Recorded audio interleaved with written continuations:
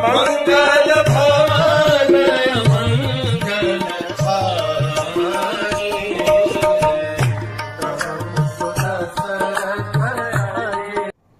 हरे कृष्ण। हमने देखा कल किस प्रकार से सुग्रीव ने आकर के वाली को ललकारा, वाली अपने सभा से बाहर आए, तभी तारा ने उन्हें रोका और तारा ने कहा कि अरे मत जाइए। जिस प्रकार से सुग्रीव है और वो चिल्ला रहा है, इसका मतलब कोई तो है जो उसका बैकिंग कर रहा है और उसके बलबूते पर सुग्रीव अभी आया है।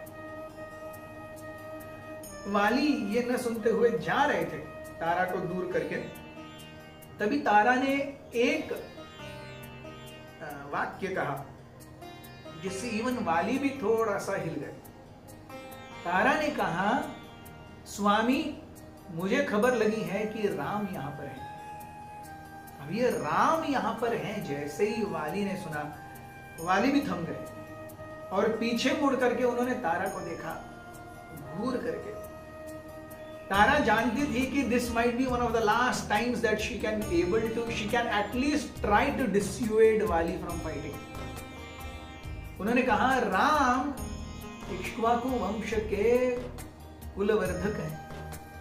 उनके बाण, उनकी शक्ति, उनका सामर्थ्य ये इंद्र से भी हजारों करोड़ों गुना ज्यादा है।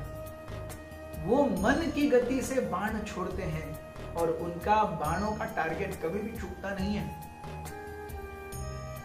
वो शब्दवेदी और लक्ष्यवेदी बाण चलाते हैं। शब्दवेदी मीन्स सुन करके, लक्ष्यवेदी मीन्स गाइडेड मिसाइल। वो कहीं भी हो, यहां से बाण मारा वो वहां जाकर के लगेगा। वो जरूरी नहीं है कि वो सीध में ही होना चाहिए, वो टारगेट ढूंढेगा और टारगेट को जाकर के मारेगा। दैट इज लक्ष्यवेदी बाण। सो लक्ष्यवेदी और शब्दवेदी बाणों में वो पूरी तरह से पारंगत है। अपना स्वयं का राज्य छोड़ करके वो आए हैं, यहां घूम रहे हैं और हमें अंगद के गुप्तचरों के सूत्रों से पता चला है कि 2 भ्राताओं ने किष्किंधा क्षेत्र में प्रवेश किया है। वो साधु वेश में हैं लेकिन हाथ में बाण और धनुष लेकर के घूमते हैं। तो निश्चित रूप से मैं कह सकती हूं कि राम है यहां पर। राम केवल शक्ति और सामर्थ्य ही नहीं है, राम मर्यादा पुरुषोत्तम है। वे प्रेमी हैं, दीनों के लिए वो वात्सल्य लाते हैं, उनके भक्तों के लिए वो कृपा लाते हैं। तो मैं निवेदन करती हूं आपसे स्वामी कि कृपया आप राम से, आप सुग्रीव से वैर लेंगे लेकिन राम से वैर लेना, क्योंकि आप जाएंगे, आप जानिए, आप सुग्रीव से नहीं, आप राम से वैर ले रहे हैं, क्योंकि राम के आधार पर सुग्रीव यहां पर रह करके आपको चिल्ला रहा है। It is not wise for you to go now. ऐसा कहते हुए तारा फिर रोने लगी। सुग्रीव ने, वाली ने कहा कि हे तारा, तुम जाकर के अंतपुर में जाओ, स्त्रियों के चेंबर में जाकर के रुको। आज तक मैंने सुग्रीव को बहुत ढिलाई दी और उसका कारण है कि उसका सर इतना बड़ा हो गया है कि वो मुझे चैलेंज पे चैलेंज दिए जा रहा है। थोड़ा समय रुको, मैं विजय तिलक तुम जो लगाने वाली हो उसे लेकर के वापस अवश्य आऊंगा, लेकिन इस बार पक्का उस सुग्रीव के स्कल को, खोपड़ी को तोड़ करके उसके अंदर से रक्त बहेगा, वो देख करके ही मैं वापस आऊंगा। जहां तक राम का सवाल है, मुझे उससे कोई लेना देना नहीं है, क्योंकि राम धर्मात्मा है। संपूर्ण जगत उन्हें धर्म के पालक के रूप में जानता है। तो धर्म का पालक, उसे मुझसे क्या वैर है? मैंने उसका क्या बिगाड़ा है जो वो मुझे मारने के लिए आएगा? तारा फिर से कहने लगी। तारा ने कहा कि हे स्वामी, आप इतना सुग्रीव को लेकर के चिंतित न हो। सुग्रीव को उसका हक वापस लौटा दीजिए, उसे अगला राजकुमार घोषित कर दीजिए। अल्टीमेटली वो आपका भाई है, उससे इतना वैर और वैमनस्य लेकर के क्या फायदा है?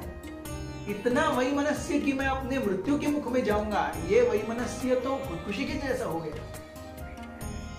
जब तारा ने इस प्रकार से कहा, क्योंकि तारा जानती थी कि अगर वाली इस बार बाहर जाएंगे तो वो वापस नहीं आएंगे।